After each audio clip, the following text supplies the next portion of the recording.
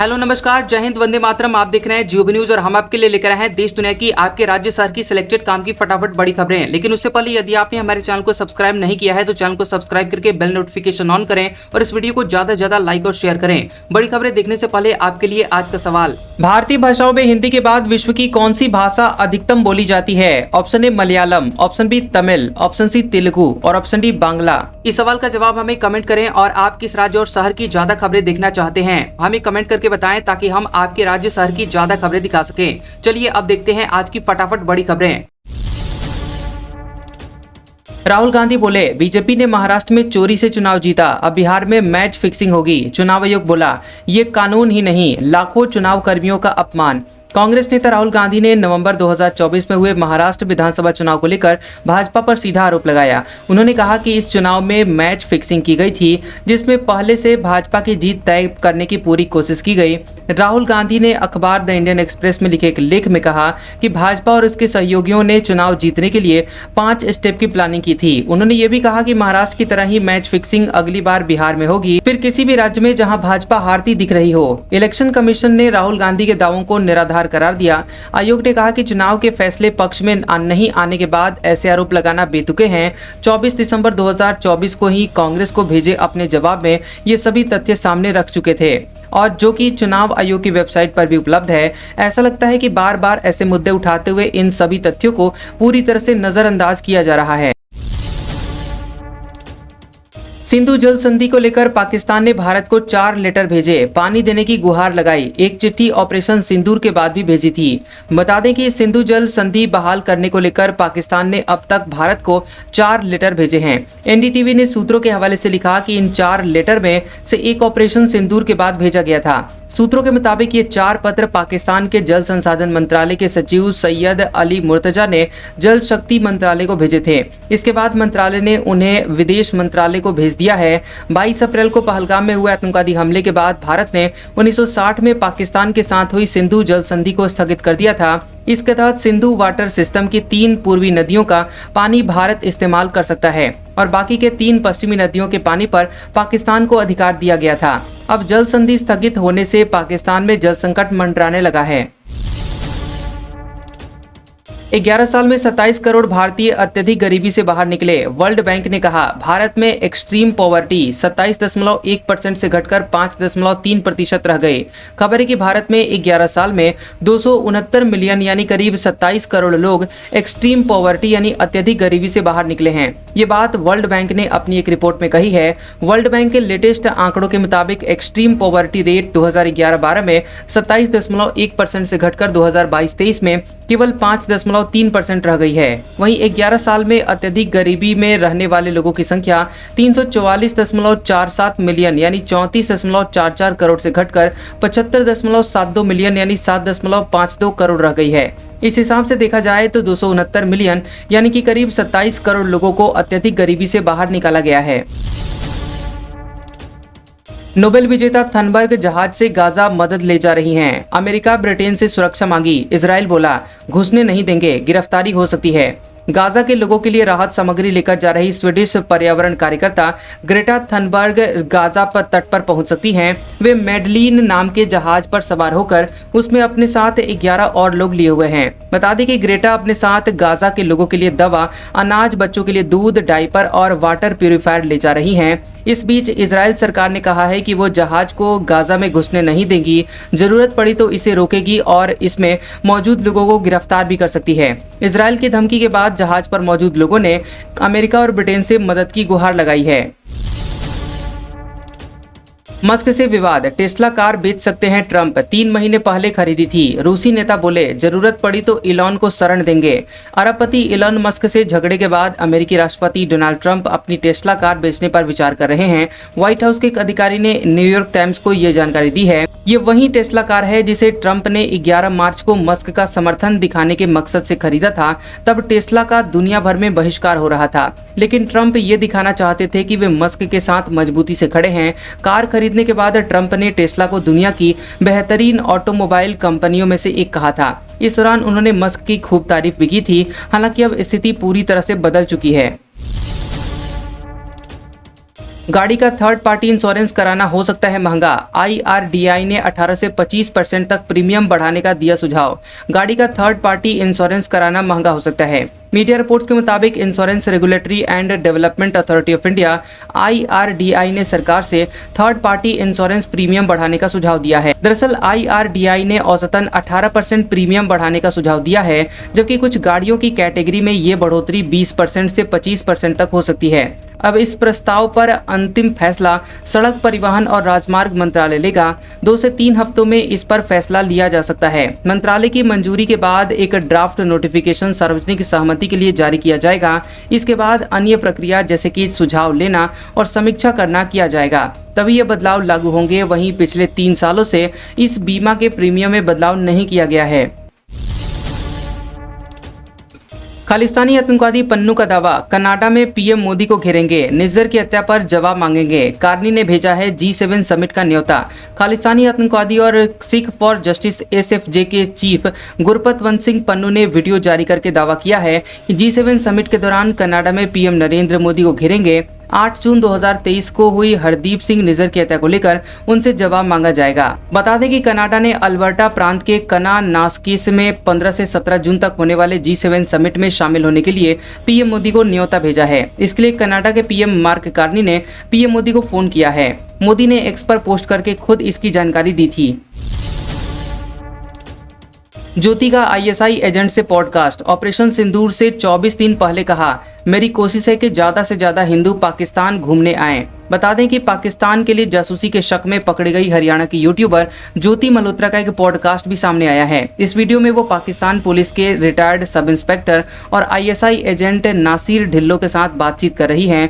वहीं नासिर ने ये वीडियो ऑपरेशन सिंदूर 7 मई से 24 दिन पहले यानी 14 अप्रैल 2025 को अपने यूट्यूब चैनल पर अपलोड किया था। इस पॉडकास्ट में ज्योति अपने हिसार स्थित घर से ही वर्चुअली जुड़ी थी।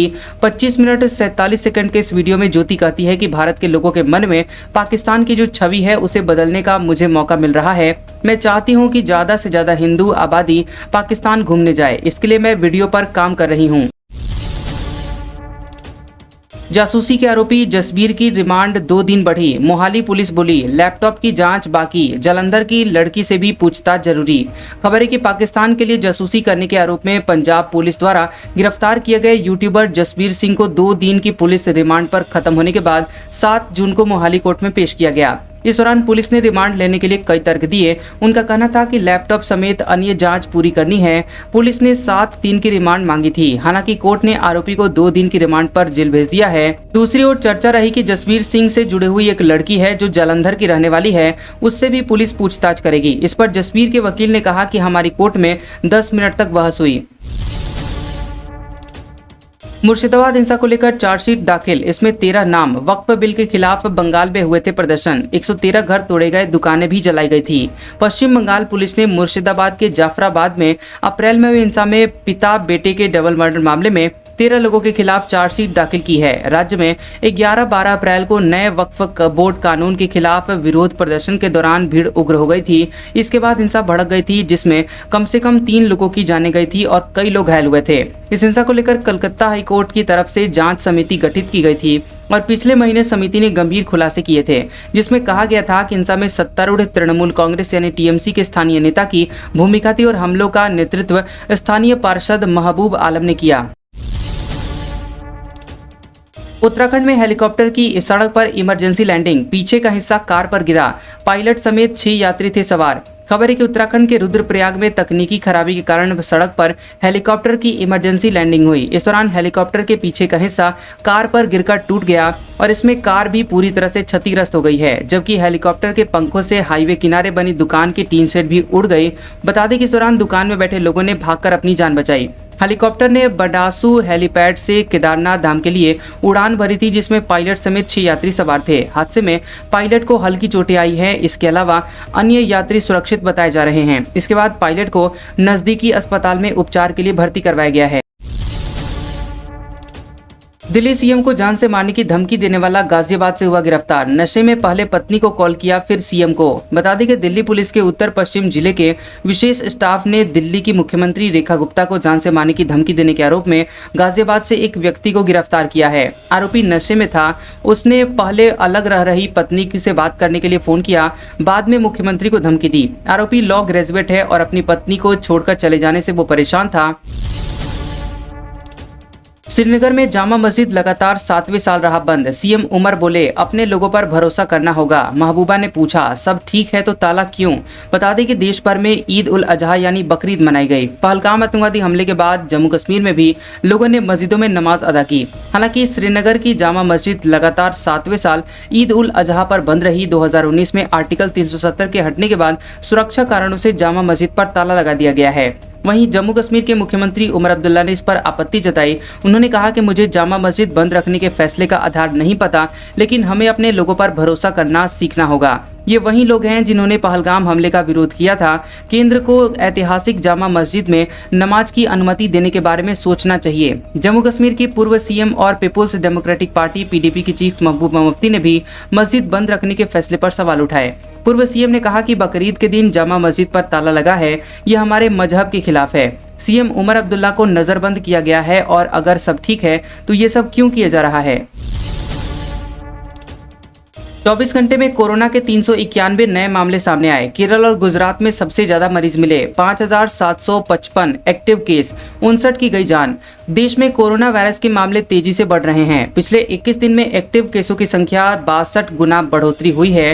वहीं 16 मई को देश भर में कोविड-19 के 93 एक्टिव केस थे, जिनकी संख्या 5755 हो गई है।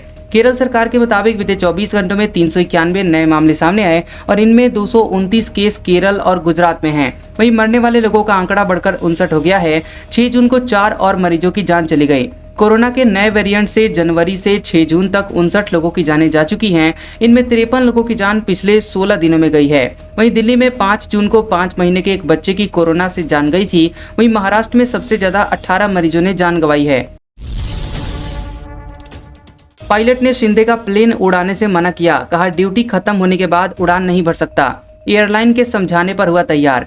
महाराष्ट्र के डिप्टी सीएम एकनाथ शिंदे जलगांव के मुक्ताई नगर में संत मुक्ताई की पालकी यात्रा में शामिल होने के लिए गए थे। यहां से लौटते वक्त जलगांव एयरपोर्ट पर पायलट ने उनका चार्टर्ड प्लेन उड़ाने से इनकार कर दिया। पायलट ने कहा कि उसकी ड्यूटी के घंटे खत्म हो चुके हैं, ऐसे में वह उड़ान नहीं भर सकता। पायलट की बात सुनकर वहां मौजूद प्रशासनिक अधिकारी सख्ते में आ गए। उन्होंने पायलट को समझाने की कोशिश की, लेकिन वो नहीं माना। शिंदे के साथ मंत्री गिरीश महाजन और गुलाबराव पाटिल ने एयरलाइन कंपनी से बात की और पायलट को स्थिति समझाई। करीब 1 घंटे बाद एयरलाइन कंपनी के समझाने पर पायलट उड़ान भरने को तैयार हुआ। सत्यपाल मलिक अस्पताल में हुए भर्ती, हालत गंभीर। बोले, जिस करप्शन की जानकारी मैंने पीएम मोदी को दी, उसी में मुझे फंसाया जा रहा है। जम्मू कश्मीर के कीरू हाइड्रो पावर प्रोजेक्ट से जुड़े हुए भ्रष्टाचार मामले में चार्जशीट दाखिल होने के 15 दिन बाद जम्मू कश्मीर के पूर्व गवर्नर सत्यपाल मलिक ने चुप्पी तोड़ी है। मलिक 11 मई से दिल्ली के राम मनोहर लोहिया अस्पताल में भर्ती हैं। उन्होंने शनिवार को एक्स पर पोस्ट के जरिए भ्रष्टाचार के आरोपों का खंडन किया है। कहा कि मैं पिछले लगभग 1 महीने से अस्पताल में भर्ती हूं, किडनी की समस्या से जूझ रहा हूं। उन्होंने कहा कि परसों सुबह से मैं ठीक था, लेकिन आज फिर से मुझे आईसीयू में शिफ्ट करना पड़ा। मेरी हालत बहुत गंभीर होती जा रही है। मैं रहूं या ना रहूं, इसलिए अपने देशवासियों को सच्चाई बताना चाहता हूं। अगर आज मेरे पास दौलत होती तो मैं प्राइवेट हॉस्पिटल में इलाज करवाता। जिस मामले में मुझे फंसाया जा रहा है, उस टेंडर को मैंने खुद निरस्त किया था। मैंने खुद प्रधानमंत्री मोदी को यह बात बताई थी। सोनिया गांधी की तबीयत बिगड़ी, शिमला के आईजीएमसी अस्पताल में भर्ती करवाई गई। 5 दिन पहले प्रियंका गांधी संग फार्म हाउस पर आई थी। कांग्रेस नेता सोनिया गांधी की अचानक तबीयत बिगड़ गई है। इलाज के लिए उन्हें शिमला के आईजीएमसी अस्पताल में लाया गया। यहां डॉक्टरों की टीम उनकी ईसीजी, एमआरआई समेत अन्य टेस्ट कर रही है। अब ये सामने नहीं आया है कि सोनिया गांधी को हुआ क्या है। सोनिया गांधी अपनी बेटी प्रियंका गांधी के साथ 2 जून को ही शिमला आई थी और वो यहां पर छराबरा में अपने फार्म हाउस पर ठहरी हुई थी। सूत्रों के मुताबिक 6 जून को सोनिया गांधी बिल्कुल स्वस्थ थी। वो शाम को आंगन में टहल रही थी। शनिवार को अचानक से उनका ब्लड प्रेशर बढ़ गया। हालांकि अभी तक अस्पताल की तरफ तरफ से मेडिकल बुलेटिन जारी नहीं किया गया। आज का सुविचार, बड़ा इंसान वो नहीं जो औरों पर रोब दिखाए, पर बड़ा इंसान वो है जो औरों को छोटा महसूस ना होने दे। कैसा लगा ये वीडियो हमें कमेंट सेक्शन में जरूर बताएं। वीडियो पसंद आया हो तो वीडियो को लाइक और शेयर करें और ऐसी इंटरेस्टिंग वीडियोस देखने के लिए हमारे चैनल जियोबी न्यूज को सब्सक्राइब करें और बेल आइकॉन को दबाएं। और हमारे ओल्ड और लेटेस्ट वीडियोस देखने के लिए हमारे प्लेलिस्ट और कम्युनिटी टैब को जरूर चेक करें। तो मिलते हैं अगले वीडियो में, तब तक के लिए आपका शुक्रिया।